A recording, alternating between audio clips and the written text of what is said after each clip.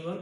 तो आज हम लोग पढ़ेंगे हमारा टॉपिक है आज का effect of temperature on resistance and resistivity. ये हम लोग देखेंगे आज। इससे पहले हम क्या किए थे, हमारा जो पिछला लेक्चर था उसमें हम देखे थे कि ओरिजिन ऑफ रेसिस्टेंस देखे थे, रेसिस्टेंस या ओरिजिन ऑफ रेसिस्टेंस देखे थे। तो हमने आपको उस लेक्चर में भी और उससे पहले वाले lecture drift velocity, expression for drift velocity जो है उसमें भी हमने आपको बताया था कि R is equal to ml by NE square tau A. ये फार्मूला हम आपको उस लेक्चर में भी, दोनों लेक्चर में बता चुके हैं। आज एक बार फिर से बता रहा हूँ मैं आपको, क्योंकि ये स्टार्टिंग है तो एक बार फिर से इंट्रोडक्शन ले लीजिए आप इसका कि R का फार्मूला होता है R is equal to ml divided by NE square tau A, जहाँ पे m होता है मास ऑफ इलेक्ट्रॉन, l होता है लेंथ ऑफ कंडक्टर, n जो है वो number of electrons per unit volume है, और ये E जो है ये चार्ज ऑन इलेक्ट्रॉन है, टाउ है हमारा एवरेज रिलैक्सेशन टाइम, ये होता है एरिया ऑफ कंडक्टर। ये फार्मूला आप सब जानते हैं, बचपन से पढ़ते आ रहे हैं। R is equal to rho L by A. हमने आपको ये भी बता रखा है कि आप ये देखिए कि इस L और A, यहाँ भी L बाई ए है, यहाँ पे भी L बाई ए है, बचा यहाँ पे रो, और यहाँ पे इस L बाई ए का अलावा जो बचा है ये, तो दोनों को अगर हम कंपेयर करेंगे, जैसे कि अगर R बराबर रो एल बाई ए और R बराबर इतना, तो दोनों को हम अगर इक्वेट करेंगे तो आप जानते हैं कि ऐसे लिखेंगे rho L by A is equal to ml divided by NE square tau A लिखेंगे। L से L कैंसिल, A से A कैंसिल, तो क्या बचेगा हमारा कैंसिल होने के बाद, इस L, ये L कैंसिल हो गया, A से A कैंसिल हो गया, तो हमारा रो बराबर बचेगा, रेसिस्टिविटी बोलते हैं इसको, रो इज इक्वल टू क्या बचा हमारा m divided by NE square tau. Rho is equal to ये फार्मूला आ गया, ये फार्मूला आ गया। वैसे भी आप सिंपली देख सकते हैं कि L बाई ए के अलावा जो टर्म है वो रो है। दोनों इक्वेशन को कंपेयर करेंगे तो L बाई ए के अलावा जो टर्म है वो रो है, रो आ गया हमारा m by NE square tau, और रेसिस्टेंस जो है ये इसमें L इंटू ए ऐड हो गया। अच्छा, अब जरा आप ये सोचिए कि कांस्टेंट टेम्परेचर पे, कांस्टेंट टेम्परेचर की टेम्परेचर अगर नहीं बढ़ रहा है तो मास ऑफ इलेक्ट्रॉन चेंज करेगा क्या, या ये तो वैसे भी चेंज नहीं करेगा, आप टेम्परेचर बढ़ाएंगे भी तो चेंज नहीं करेगा। फिर चार्ज ऑन इलेक्ट्रॉन चेंज करेगा क्या, मास ऑफ इलेक्ट्रॉन चेंज नहीं होगा, चार्ज ऑन इलेक्ट्रॉन चेंज नहीं होगा, लेंथ चेंज नहीं होगा, एरिया चेंज नहीं होगा। जो चेंज होता है टेम्परेचर बढ़ाते हैं, अगर टेम्परेचर अगर बढ़ाते हैं हम, तो जो चेंज होने वाला चीज है हमारा इसी फार्मूला में देखिए, तो एक है tau average relaxation time change होगा, और एक है n number of electrons per unit volume, ये चेंज होगा। कि number of electrons per unit volume का मतलब एक 1 मीटर क्यूब में कितना इलेक्ट्रॉन होता है। तो कंडक्टर के केस में, जब कंडक्टर का हम स्टडी करेंगे तो कंडक्टर के केस में 1 मीटर क्यूब में 10 टू द पावर 29 इलेक्ट्रॉन्स होता है। मतलब 1 मीटर क्यूब का जो 1 metre length breadth and height का जो क्यूब होगा उसके अंदर 10 टू द पावर 29 इलेक्ट्रॉन्स होते हैं, तो बहुत ही ज़्यादा संख्या है। तो वही है कि जब हम टेम्परेचर बढ़ाएंगे, जब टेम्परेचर हम बढ़ाएंगे, इंक्रीज करेंगे, तो n जो है हमारा इंक्रीज होगा, टाउ जो है एवरेज रिलैक्सेशन टाइम वो डिक्रीज होगा। ये डिक्रीज कैसे होगा, तो आप जानते हैं कि कंडक्टर होता है, कोई भी कंडक्टर के अंदर इलेक्ट्रॉन का किस तरह से मूवमेंट होता है, रैंडम मोशन होता है। कंडक्टर के अंदर इलेक्ट्रॉन का रैंडम मोशन होता रहता है कि इधर उधर जा रहे हैं, इससे कोलाइड कर रहे हैं, उससे कोलाइड कर रहे हैं। तो एक तो सबसे पहले कि टेम्परेचर बढ़ाएंगे तो नंबर ऑफ इलेक्ट्रॉन्स बढ़ेगा, और नंबर ऑफ इलेक्ट्रॉन्स बढ़ेगा तो नंबर ऑफ कोलिजन्स बढ़ेंगे, कि जो कोलिजन होता था पहले नंबर ऑफ कोलिजन्स बढ़ेंगे, तो नंबर ऑफ कोलिजन्स बढ़ेंगे तो एवरेज रिलैक्सेशन टाइम जो है हमारा वो घट जाएगा। तो वही है यहाँ पे कि टेम्परेचर बढ़ाने से नंबर ऑफ इलेक्ट्रॉन्स बढ़ेगा, number of electrons per unit volume ये बढ़ेगा, और ये collision the average relaxation time बोलिए या टाइम इसी को बोलते हैं जो टाउ से डिनोट करते हैं, एवरेज रिलैक्सेशन टाइम को ही इसको बोलते हैं कि time period between two successive collisions. ये हम आपको पढ़ा चुके हैं, time period between two successive collisions. तो चूंकि एक तो नंबर ऑफ इलेक्ट्रॉन्स बढ़ चुके हैं, ढेर सारे इलेक्ट्रॉन्स हो चुके हैं, तो नंबर ऑफ कोलिजन्स जो होगा हमारा, कोलिजन्स जो होगा वो बढ़ जाएगा, नंबर ऑफ कोलिजन्स बढ़ जाएगा लगातार, ऐसे ऐसे कहीं से भी टकरा रहा है, फिर इधर जा रहा है, नंबर ऑफ कोलिजन जो है हमारा ये बढ़ जाएगा। और टाइम जो है टू सक्सेसिव कोलिजन्स के बीच में, कि पहले जो कोलाइड करता था एक दूसरे से, टेम्परेचर बढ़ाने के बाद वो टाइम जो है कोलिजन का टाइम है वो घट जाएगा। तो यही है कि अगर टेम्परेचर बढ़ा तो number of electrons per unit volume वो बढ़ जाएगा और टाउ जो है हमारा वो घट जाएगा। तो ये चीज है यहाँ पे। और इसके आगे हम देखेंगे, हमको देखना है, हम ये देखेंगे कि हम पढ़ेंगे effect of temperature on resistance and resistivity in conductor, semiconductor, alloys, इसमें हम देखेंगे। अच्छा, और दूसरा तो नहीं है।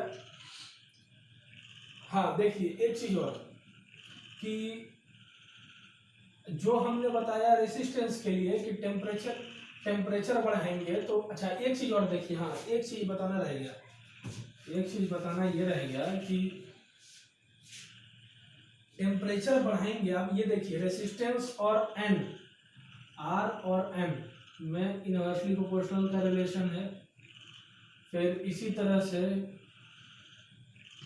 टाउ का भी इनवर्सली प्रोपोर्शनल रिलेशन है, ये दोनों कि मतलब अगर एन बढ़ेगा तो रेसिस्टेंस घटेगा, टाउ बढ़ेगा तो रेसिस्टेंस घटेगा, है ना। तो क्या कहते हैं, आप देखते रहिए यहाँ पे आप देखिए कि अगर हम टेम्परेचर बढ़ाते हैं तो हमारा नंबर ऑफ इलेक्ट्रॉन्स जो है बढ़ जाता है। तो आप देखिए इस फार्मूला में कि गंदा हो गया, थोड़ा फिर से लिख लेते हैं।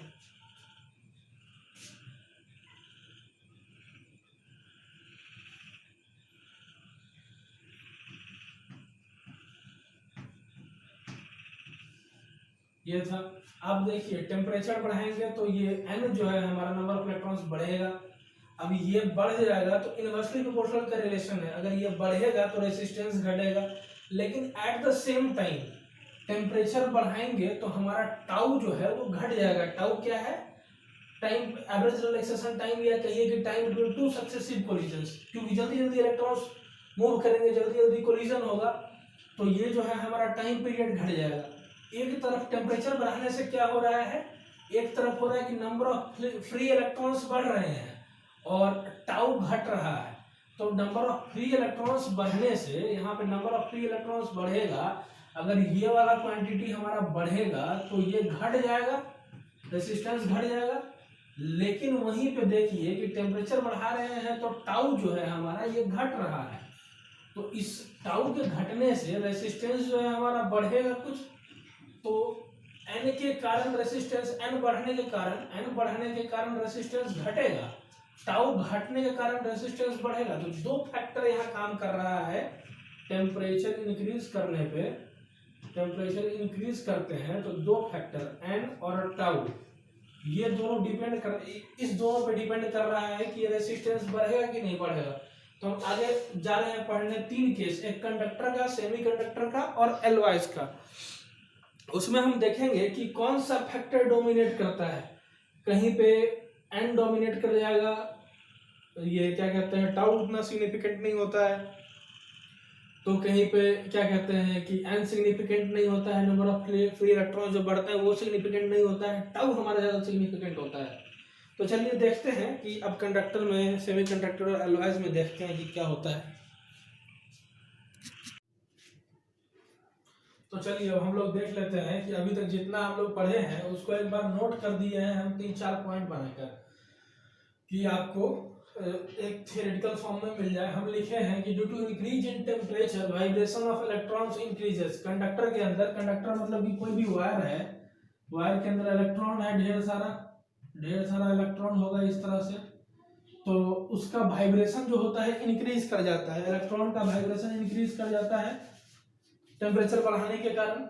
तो कोलिजन जो होता है, कोलिजन जो पहले कोलाइड कर रहे थे इलेक्ट्रॉन आपस में बार बार, उनका कोलिजन बढ़ जाता है, कोलिजन इंक्रीज कर जाता है। फिर लिखे हैं कि relaxation time tau average decreases. Relaxation time क्या होता था कि the successive time interval between two collisions, तो जब हमारा वाइब्रेशन बढ़ गया, कोलिजन बढ़ गया, तो रिलैक्सेशन टाइम की जो कोलिजन में टाइम लगता था वो डिक्रीज हो जाता है। अगला है हमारा पॉइंट की n, that is number of electrons per unit volume increases. तो हम पहले ही बता चुके हैं, वाइब्रेशन इंक्रीज होता है, नंबर ऑफ इलेक्ट्रॉन इंक्रीज होता है टेम्परेचर बढ़ाने से, तो number of electrons per unit volume increases. अब आप जानते हैं कि R का फॉर्मूला हम क्या लिखे थे कल, R का फॉर्मूला बताए थे, R is equal to ml N E square tau A, ये हम आपको फॉर्मूला बताए थे। टेम्परेचर बढ़ाने पे किसका क्या क्या चेंज हो रहा है, एक n चेंज हो रहा है और एक टाउ चेंज हो रहा है।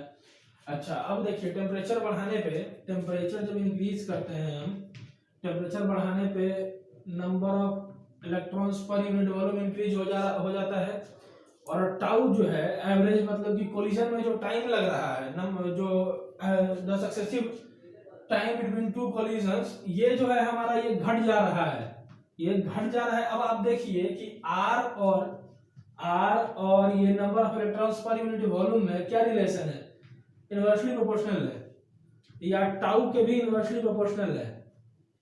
तो आप देखिए कि n अगर बढ़ रहा है, कि number of electrons per unit volume जो है अगर वो इंक्रीज कर जा रहा है, तो रेजिस्टेंस जो है इस कारण से हमारा डिक्रीज करेगा, और at the same time temperature बढ़ाने के कारण टाउ घट रहा है। तो अगर ये घट रहा है तो हमारा जो रेजिस्टेंस है वो बढ़ेगा। तो आप देख रहे हैं कि दो फैक्टर है, यहाँ पर दो फैक्टर है, टेम्परेचर बढ़ाने पे दो चीज एक साथ चेंज हो रहा है, एक हमारा n चेंज हो रहा है, और ये एक यहाँ पे हमको टाउ चेंज हो रहा है, जो टाइम इंटरवल है, एवरेज रिलैक्सेशन टाइम जिसको बोलते हैं, दोनों चेंज हो रहा है। एक के कारण रेजिस्टेंस घट रहा है और दूसरे के कारण रेजिस्टेंस बढ़ रहा है। तो अब किसी भी कंडक्टर के अंदर, सेमीकंडक्टर या एलॉय के अंदर क्या होगा, फाइनल कोई एक ही चीज होगा ना, कि फाइनल तो एक ही चीज कोई होगा कि या तो रेजिस्टेंस बढ़ेगा या तो रेजिस्टेंस घटेगा टेम्परेचर बढ़ाने पे। तो इस फैक्टर को, कि n के बढ़ने के कारण जो रेजिस्टेंस घटता है और टाउ के घटने के कारण जो रेजिस्टेंस बढ़ता है, कौन सा फैक्टर डोमिनेट करता है, उस पर डिपेंड करेगा कि रेजिस्टेंस फाइनली बढ़ता है या घटता है। तो अब हम पढ़ेंगे कि effect of temperature on resistance and resistivity in conductors, semiconductors and alloys. अगला हमारा यही है पढ़ना हमको।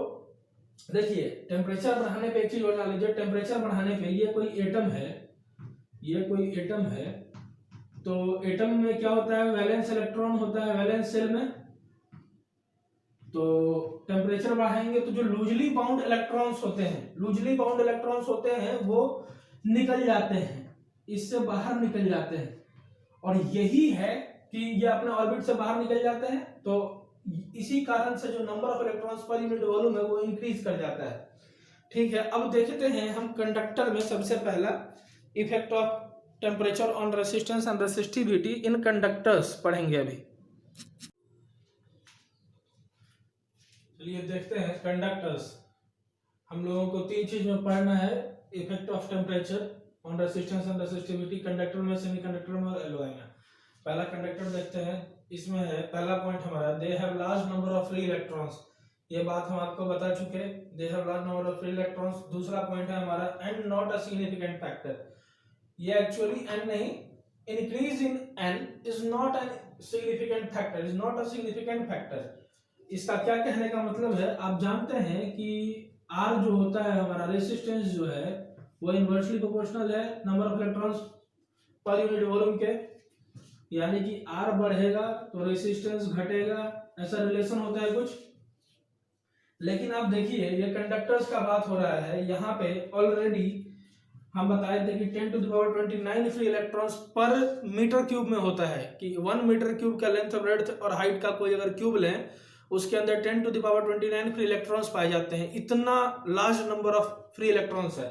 तो टेम्परेचर बढ़ाएंगे तो नंबर ऑफ फ्री इलेक्ट्रॉन्स तो बढ़ेगा ही, लेकिन ऑलरेडी इतना इतना ज्यादा इलेक्ट्रॉन है कि वो जो थोड़ा बढ़ेगा भी उससे जो चेंज आएगा रेसिस्टेंस में वो उतना ज्यादा सिग्निफिकेंट नहीं होता है, जितना कि जो टेम्परेचर बढ़ाने से रिलैक्सेशन टाइम जो घटेगा।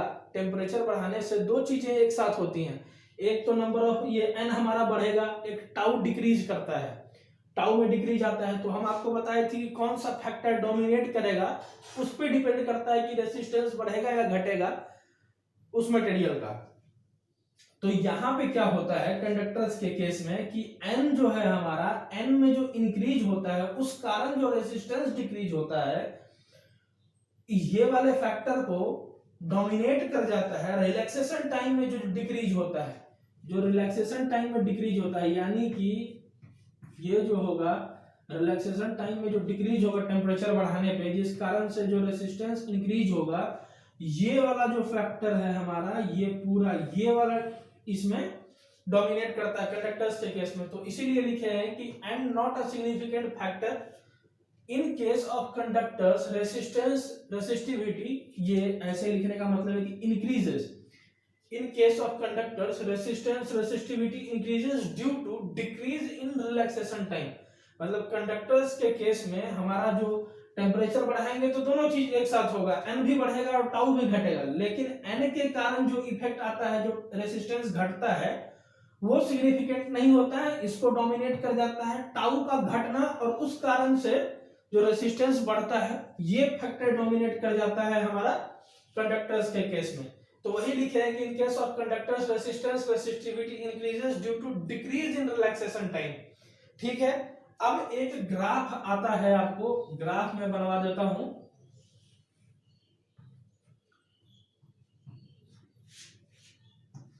ये आर या रो लिखिए, रेसिस्टेंस या रेसिस्टिविटी है इस एक्सिस पे हमारा, और टी है टेम्परेचर, केल्विन में हम लिख रहे हैं।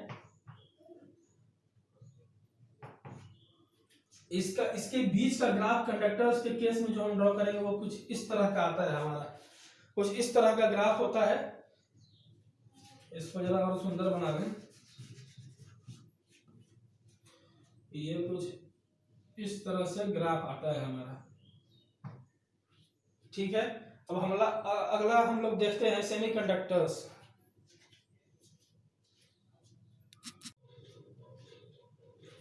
अगला देखिए, अगला है हम लोगों का सेमीकंडक्टर।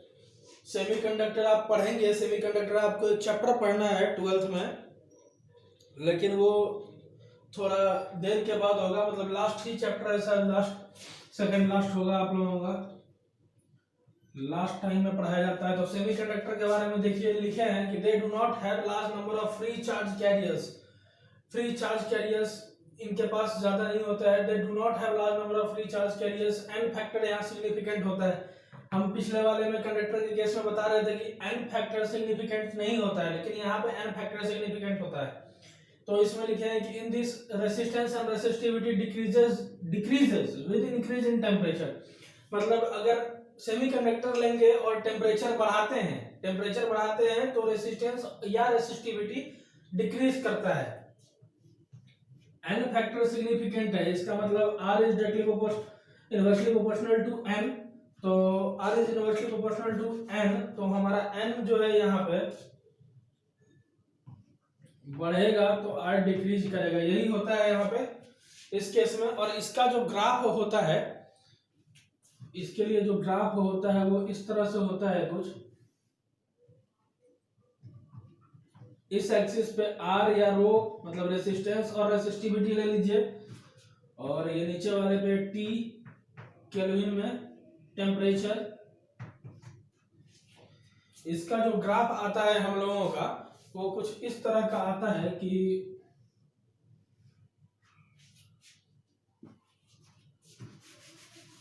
स्टीप स्लोप बन नहीं पा रहा है, बनाता हूं मैं। ढंग का, हाँ कुछ इस तरह का ग्राफ होता है। रेसिस्टेंस और रेसिस्टिविटी का टेम्परेचर के बीच में अगर ग्राफ खींचेंगे तो कुछ इस तरह का ग्राफ आता है। तो ये आपने देख लिया, यहाँ पे एन फैक्टर जो था सिग्निफिकेंट था, तो एन बढ़ा। सिग्निफिकेंट कहने का मतलब कि टेम्परेचर बढ़ाएंगे तो यहाँ दोनों चीज होगा, एन भी बढ़ेगा और टाउ भी घटेगा।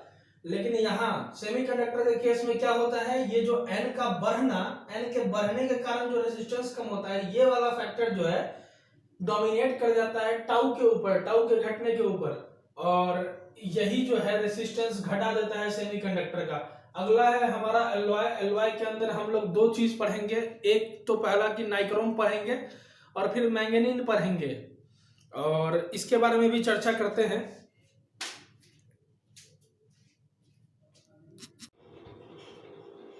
चलिए देखिए, ये हमारा है एलॉयज। अगला topic nichrome is a combination. तो यहाँ पे हम नाइक्रोम के रेस्पेक्ट में भी पहले पढ़ते हैं। एक एलॉय ले लिया है nichrome. Nichrome is a combination of nickel, iron and chromium. दूसरा पॉइंट है resistance, resistivity are nearly unaffected with increase in temperature. Temperature जब बढ़ाते हैं एलॉय के केस में तो रेसिस्टेंस और रेसिस्टिविटी नियरली अनअफेक्टेड, मतलब कि अनअफेक्टेड, इस पर कोई प्रभाव नहीं पड़ता है। It is made for our convenience to perform experiments.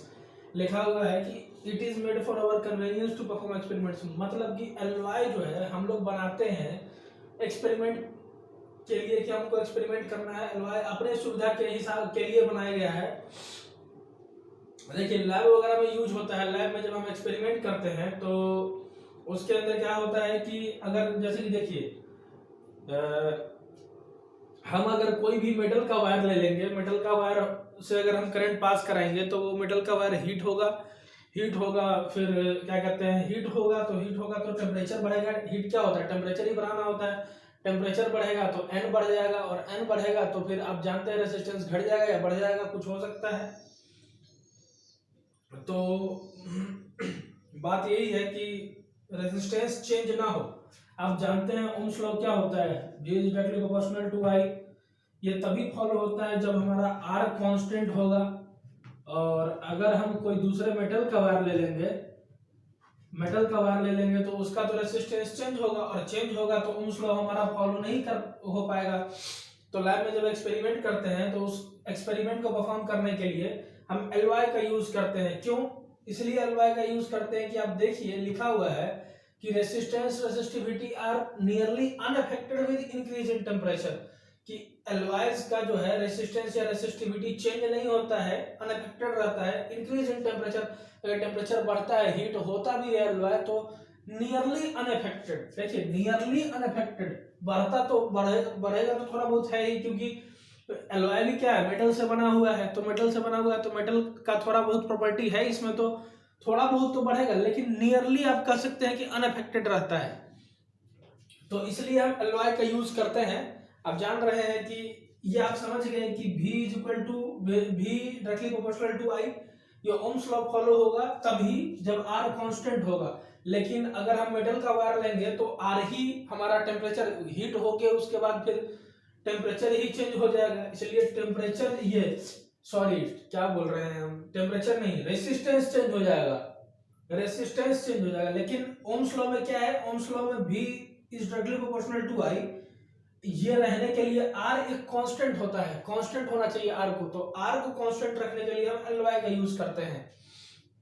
इसका जो है ग्राफ, ये वैसे तो नियरली अनअफेक्टेड होता है, पर इसका R और टेम्परेचर, R रो और टेम्परेचर के बीच में अगर ग्राफ खींचेंगे आप, इस एक्सिस पे R और रो ले लेते हैं और इधर टेम्परेचर ले लिए केल्विन में, तो हमारा जो ग्राफ आता है कुछ इस तरह से स्लाइड इंक्रीज दिखाता है। ये है हमारा ग्राफ एलॉयज के केस में। अच्छा अब देखिए एक बात और आता है अल्फा का। अल्फा क्या होगा एलॉयज के केस में, अल्फा का डिस्कशन एलॉयज के केस में। तो देखिए मैक्सिमम बुक में आपका लिखा हुआ है कि एलॉयज के केस में अल्फा जो है हमारा नियरली 0 होता है। जैसे हम एक एग्जांपल आपको बता रहे हैं कि मैंगनीन है, तो मैंगनीन का जो होता है अल्फा जो होता है आपको, वो होता है 4 × नहीं सॉरी, मैंगनीज का होता है 2 इंटू 10⁻⁻⁶, यानी कि 0.0000002। तो इतना छोटा संख्या ये लगभग लगभग 0 के बराबर होता है अल्फा एल्वाइज के केस में, ऐसा बुक में लिखता है। तो इसी कारण से फिर एक आता है क्या कहते हैं, एक होता है कांस्टेंटन, कांस्टेंटन का लगभग लगभग 0 है। तो ये हो गया अल्फा का डिस्कशन।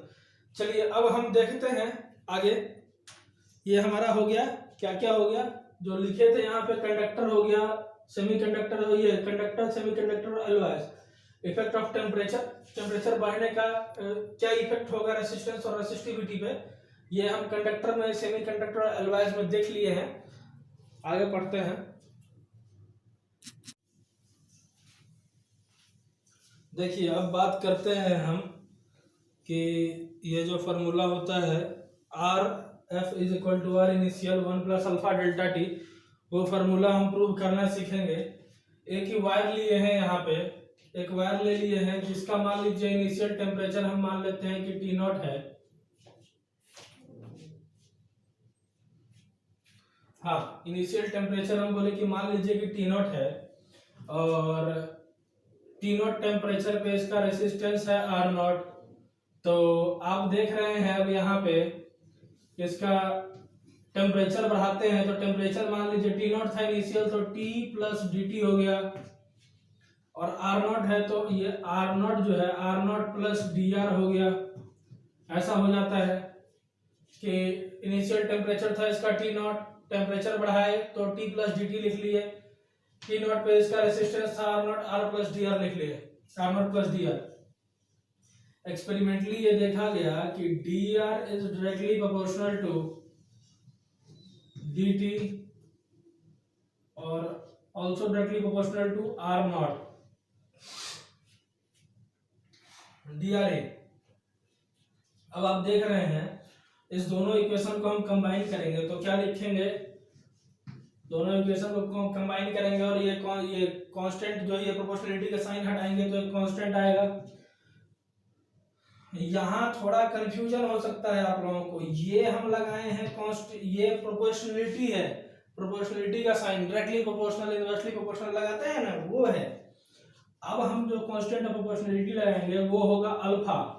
दोनों देखने में एक जैसा लगता है लेकिन कंफ्यूज नहीं होना है इससे। इस तरह से आया हमारा, इक्वल टू का साइन लगाया तो कांस्टेंट ऑफ प्रोपोर्शनलिटी लगाएंगे। अब डी आर है, इसको हम इंटीग्रेट कर देते हैं आर इनिशियल से आर फाइनल। आर क्या है, रेसिस्टेंस, इधर हम इंटीग्रेट करेंगे टी इनिशियल से टी फाइनल, ठीक है। अब आप देखिए कि यहाँ पे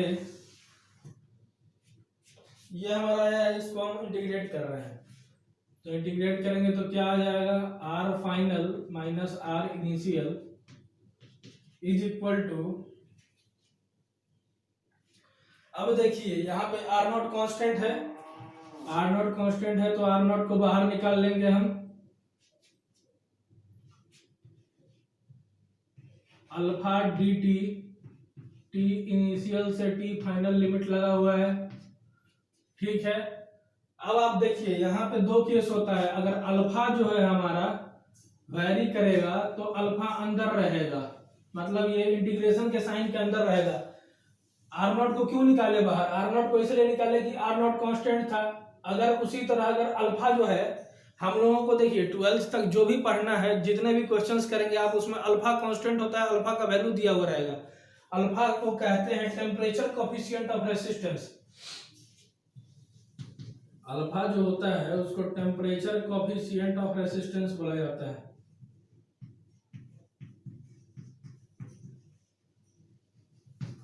टेम्परेचर कोफिशिएंट ऑफ रेसिस्टेंस, इसका वैल्यू दिया हुआ रहेगा, इसका यूनिट होता है पर डिग्री सेल्सियस।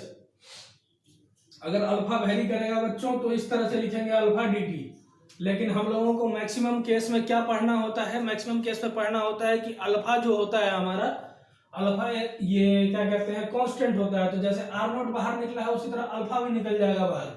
लेकिन देखिए कहीं कहीं पे क्या होता है, कॉम्पिटिटिव एग्जाम है, ढेर सारा। उसमें अगर मान लीजिए कि अल्फा दे दिया कि वैरी कर रहा है किस तरह से, t² प्लस 2t प्लस 1, इस तरह से है, अल्फा वैरी कर रहा है। अब हम क्या करेंगे, अब क्या करेंगे कि ये जो हमारा है ये लिख लेंगे, dt तो है ही सही, dt इंटीग्रेट कर देंगे और क्या है, बस सीधे इंटीग्रेट मारना है इसको t इनिशियल से t फाइनल तक, कोई दिक्कत नहीं है, कोई प्रॉब्लम नहीं है। तो ये अल्फा dt तब लिखेंगे जब अल्फा वैरी कर रहा है, लेकिन हम लोगों को नहीं पढ़ना है, हम लोगों के सिलेबस में नहीं है, लेकिन मैंने आपको बता दिया है कि अगर पूछ ले भाई कभी क्वेश्चन तो उसको छोड़ कर नहीं आना है, करना है इस तरह से, इंटीग्रेट कर लेंगे सीधे। तो ये आप देख लिए। अब चूंकि अब देखिए, अब इसको हम किस तरह से लिख सकते हैं, अल्फा तो अभी हम कांस्टेंट मान के बना रहे हैं, अल्फा कांस्टेंट मान रहे हैं, क्योंकि अल्फा का कोई रिलेशन थोड़ी है हमारे पास कि अल्फा वेरी कर रहा है किस तरह कुछ, तो अल्फा को कांस्टेंट मान रहे हैं। तो अब अल्फा का क्या होगा, अब अल्फा को क्या लिखेंगे, इस तरह लिखेंगे। अब r0 ही नहीं निकालेंगे, अब अल्फा भी निकालेंगे बाहर, अल्फा निकालेंगे और dt है ये हमारा, dt को t इनिशियल से t फाइनल तक इंटीग्रेट करेंगे हम। तो ये जो आएगा हमारा, ये आ गया r final minus r initial is equal to, r0 को आप r इनिशियल भी लिख सकते हैं क्योंकि इनिशियल ही रेसिस्टेंस है। यहाँ पे हम क्या बोले थे कि T0 हमारा इनिशियल टेम्परेचर था, तो r0 लिखिए या ri लिखिए, बात एक ही है। अब लिखिए alpha, t final minus t initial लिखेंगे तो डेल्टा t ही लिख लेते हैं।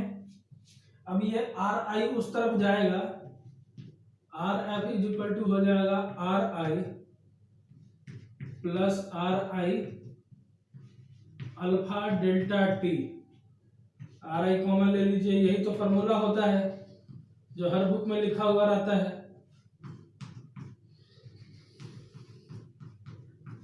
अच्छा, अब एक चीज और ध्यान दीजिए कि जिस तरह से R का फॉर्मूला आता है उसी तरह रेसिस्टिविटी भी हमारा वेरी करता है।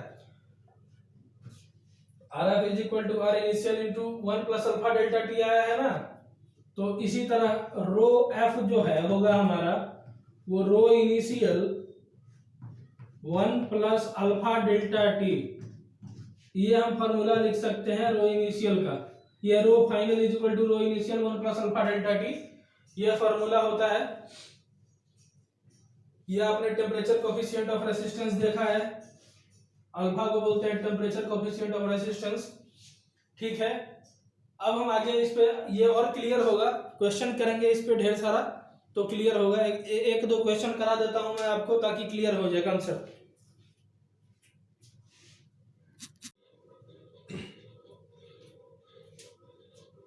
क्वेश्चन है हमारे पास, पहला क्वेश्चन हम लिखे हैं यहाँ पे कि the resistance of a thin wire is 1 ohm at 20 degree Celsius. The wire is placed in a liquid bath and its temperature rises to 1.2 ohm। What is the temperature of the bath? Alpha अगर दिया हुआ है इतना, इस question को करना है। कैसे करेंगे, अब जानते हैं फॉर्मूला सब लोग। क्या लिखेंगे कि देखिए फॉर्मूला होता है, फॉर्मूला यहाँ लिख लेते हैं, R final is equal to R initial 1 plus alpha delta T होता है, या आप इसी को लिख लीजिए और R final is equal to R0 1 plus alpha T final minus T initial, ठीक है। इस तरह से लिख सकते हैं, डेल्टा टी को T final minus T initial लिख दिया और कुछ नहीं। अब आप देख रहे हैं कि थिन वायर जो है इसका पहला जो रेसिस्टेंस है 1 और ये 20 डिग्री सेल्सियस पे है, तो इसको आप R0 मान लीजिए, ये R0 हो गया, ये जो है हमारा टी इनिशियल हो गया। अब आप देख रहे हैं कि कह रहा है कि the wire is placed in a liquid bath, wire एक लिक्विड बाथ में डाला जाता है और इसका रेसिस्टेंस राइज कर जाता है 1.2 ओम। तो ये हो गया हमारा क्या बच्चों, R फाइनल। अगला है what is the temperature of the bath. तो टी फाइनल तो निकालना है हमको, अल्फा दिया हुआ है तो चलिए निकाल लेते हैं, इजी है। 1.2 is equal to R I कितना है, आर आई आर नॉट कुछ कहें एक ही बात है, 1 है, 1 प्लस अल्फा, अल्फा दिया हुआ है लेकिन अल्फा का वैल्यू अल्फा ही रखते हैं अभी, और T final minus T initial है, ठीक है। तो टी फाइनल तो निकालना है हमको, ये तो पता ही नहीं है टी फाइनल, लेकिन टी इनिशियल कितना पता है 20, तो -20 कर लेंगे, ठीक है। ये हो गया 1.2 into 1 plus alpha T final -20। अब ये अल्फा इधर चला गया तो 0.2 divided by alpha is equal to आ गया हमारा टी फाइनल -20, और हम लिख सकते हैं T final -20 is equal to क्या आ जाएगा हमारा 0.2 डिवाइडेड बाई यहाँ पे 3.8 into 10 to the power -3 degree 3 पर डिग्री सेंटीग्रेड ये है दिया हुआ, तो हम लिख लेते हैं टी फाइनल -20 है। अच्छा ठीक है, ये डिवाइड कीजिएगा जब आप तो, और ये सॉल्व कीजिएगा तो टी फाइनल जो आएगा आपका वो आ जाएगा 72.6 डिग्री सेल्सियस, 72.6 डिग्री सेल्सियस। तो इस तरह से ये था मॉडल क्वेश्चन है, सैंपल क्वेश्चन कह सकते हैं। हम आपको दिखाएंगे किस तरह क्वेश्चन सॉल्व करते हैं, किस तरह आर इनिशियल या आर नॉट कहिए पहचानते हैं, टी इनिशियल और किस तरह यूज करके निकालते हैं। चलिए एक और अच्छा क्वेश्चन कर लेते हैं। देखिए लास्ट क्वेश्चन है ये हमारा, क्वेश्चन सेकंड है और ये आज के लेक्चर का लास्ट क्वेश्चन है। ये दिया हुआ है यहाँ पे कि resistance of platinum wire in a platinum resistance thermometer at melting ice boiling water and at a hot bath are 6 ohm, 6.5 ohm and 6.2 ohm respectively. Find the temperature of hot bath. ठीक है, आप जानते हैं कि melting ice में डालेंगे 0 degree Celsius, boiling water में डालेंगे 100 डिग्री सेल्सियस, ये और तीसरा है हमारा हॉट बाथ जहां पे इसका रेसिस्टेंस है 6.2 ओम, ठीक है। तो हमको कह रहा है कि हॉट बाथ का टेम्परेचर निकालकर बताइए कि टेम्परेचर क्या होगा। अगर मेल्टिंग आइस पे रेसिस्टेंस 6 ओम है, बॉइलिंग वाटर में अगर डाले तो 6.5 है, और हॉट बाथ में डाले तो 6.2 ओम है, तो हमसे पूछ रहा है कि टेम्परेचर क्या होगा हॉट बाथ का। अब आप देखिए यहाँ अल्फा भी नहीं दिया हुआ है, तो आप सोच रहे होंगे कि अल्फा नहीं दिया हुआ है अब क्या करें। तो बच्चों जब भी क्वेश्चन इस तरह का हो तो आपको करना क्या है कि दो इक्वेशन पहले लिखेंगे और दोनों का अल्फा इक्वेट करेंगे। देखिए कैसे करते हैं, सॉल्व कैसे किया जाता है ऐसे क्वेश्चन को।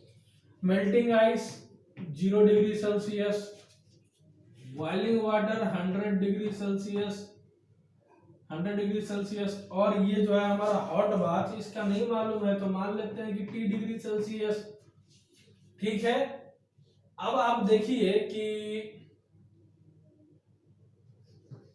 आर नॉट ले लेते हैं 6 ओम,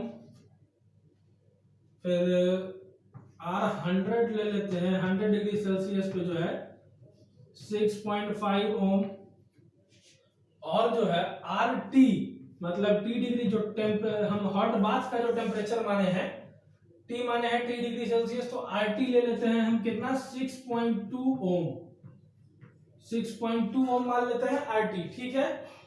अब हम देखिए आर, आप जानते हैं यह फॉर्मूला अभी हमने पीछे देखा है, R final is equal to R nought 1 plus alpha delta T, ये आप देखे थे फॉर्मूला। इसी फॉर्मूला पे हम पुट करते हैं वैल्यू। अब देखिए लिखते हैं R 100 is equal to R not plus 1 plus alpha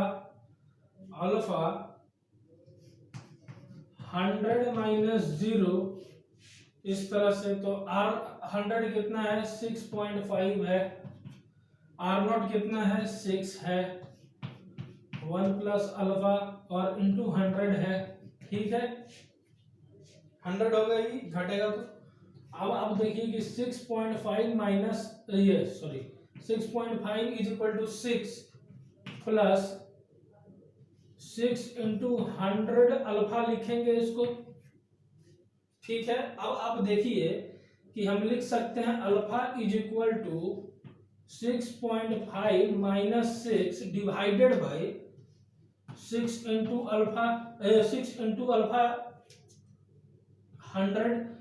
100 alpha, रुकिए बेटा के अच्छे से लिख देते हैं, 6 इंटू 100 अल्फा, ठीक है ये हम लिख सकते हैं। अब देखिए कि अगला इक्वेशन हम लिखते हैं कि R100 हो गया, अब हम बनाते हैं RT का इक्वेशन, RT और R नॉट का, RT R नॉट, ये RT को क्या है हॉट बाथ का टेम्परेचर है, हॉट बाथ हमारा ये जो है जो निकालना है, तो 1 प्लस अल्फा डेल्टा T आया हमारा। RT हम लिख सकते हैं 6.2 है, R नॉट है 6, 1 प्लस अल्फा जो है हमारा पता ही नहीं है RT, तो T माइनस 0 लिखेंगे इसको, T माइनस 0, ठीक है तो 6.2 is equal to 6 plus 6 alpha T लिख सकते हैं इसको, 6 अल्फा T, ये इस तरह से 6 से इसमें भी मल्टीप्लाई होगा तो 6 अल्फा T लिख सकते हैं। अल्फा बराबर क्या हो जाएगा 6.2 माइनस 6 डिवाइडेड बाई 6T लिख सकते हैं इसको, 6T, ठीक है। अब अल्फा का एक एक्सप्रेशन आ गया ये, दूसरा एक्सप्रेशन आ गया ये, तो अब हम इक्वेट कर देते हैं 1 और 2 को इक्वेट कर देते हैं, तो शॉर्ट में लिखेंगे क्योंकि जगह कम है, आप समझिएगा ज्यादा हम लिखेंगे कम। 1 इज इक्वल टू 2 हम करते हैं यहाँ पे 6.5 माइनस 6 0.5 होगा डिवाइडेड बाई 6 इंटू 100 अल्फा, ये सॉरी ये क्या लिख दिया है हमने, अल्फा यहाँ कैसे लिख दिए, अरे अल्फा तो इधर, अच्छा अल्फा बराबर निकले, गलती हो गया था, 6 इंटू 100 होगा, अल्फा थोड़ी होगा यहाँ पे, तो आप देखिए अभी यहाँ पे भी हम अल्फा लिख लेते हैं, हाँ तो हमारा ये हो गया 6.5 माइनस 6 कितना होता है 0.5 होता है, और 6 इंटू 100 हो गया इज इक्वल टू 6.6 माइनस 6 0.2 हो गया डिवाइडेड बाई 6T, तो इस 6 से ये वाला 6 कैंसिल हो गया हमारा, इधर से इधर का डेसिमल कैंसिल हो गया,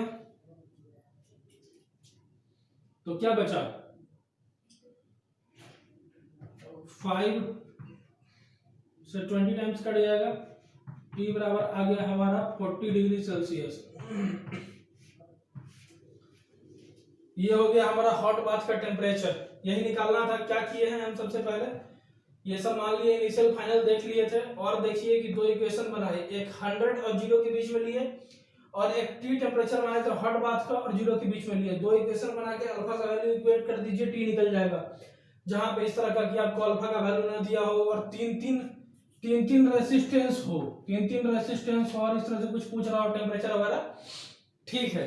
तो ये लेक्चर हम आज का यहीं पे समाप्त करते हैं।